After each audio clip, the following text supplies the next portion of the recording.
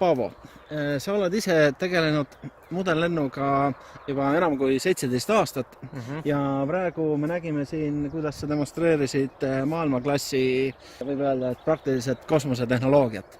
Ja kas sa räägiksid natukene Keila mudellennuklubi tegevusest ja mismoodi on võimalik kasvada mudellennu sportlaseks? Üldiselt ega kohe keegi ei saa niisuguse kalli lennuki piloodiks, see on nagu päris lennukiga, et ikkagi enne tuleb õppida kõigepealt kas simulaatoris lendama või siis alustame näiteks siin klubis selliste vabalt lendavate lennukitega. Aga sinna ma tahtsingi jõuda, et mis nüüd selle hea mudellennu piloodi eelduseks on, et sa mainisid simulaatorit, mis selle simulaatori peal saab teha või kui palju see aitab? Simulaator aitab käe sisse teatud liigutused harjutada ja üldiselt siin, kes on vanakooli olijad, siis need pidid oma taskurahast need vead kõik kinni maksma, et simulaator aitab selles osas nagu väga palju, et kui seal lennuk läheb katki, siis tegelikult sa saad nupuvajutusega uue terve lennuki. Mis see mudellendamine muidu, ütleme, noorele entusiastile rahalises mõttes tähendab? On see jõukohane käia?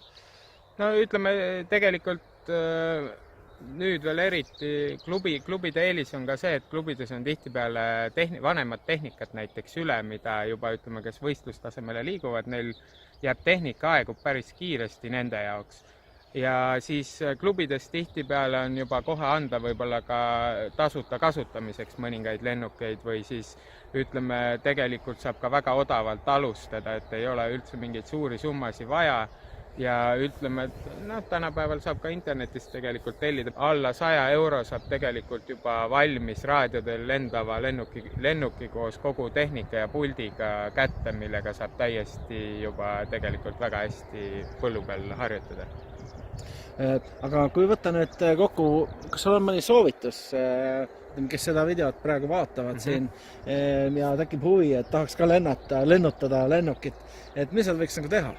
Nad võiks kohale tulla tegelikult näiteks mõnel klubi õhtul või nädalavahetusel, võtta mõne mudellennuklubiga üldse Eestis ühendust ja lihtsalt käia ja uurida, vaadata, kuidas töö reaalselt käib või siis minna veel huvitavam on kas mõnele võistlusele või mõnele lennutamisele kohale, et tegelikult nii iga suurema linna ümbruses on neid lennutusplatse olemas ja internetist leiab selle kohta ka üksjagu infot.